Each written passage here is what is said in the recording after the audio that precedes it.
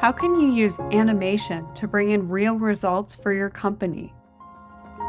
Now, I know what you might be thinking. Animation?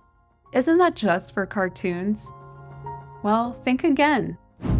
Many animations are quite elegant and sophisticated, and they're great tools that businesses like yours can use to excel.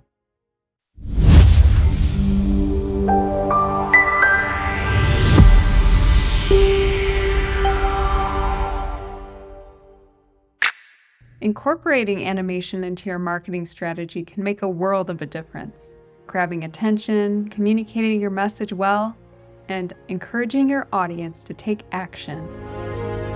Think about it. When was the last time you scrolled past an animated video without stopping? Exactly. Animated content has this unique ability to fascinate all kinds of viewers. In fact, according to Forbes, 64% of users are more likely to make a purchase online after watching a video about what they're buying. But it's not just about being eye-catching. Animation allows you to tell your brand's story in a way that's really remarkable. Whether it's explaining complex concepts, showcasing your products, or simply adding a touch of creativity to your content, animation can do it all.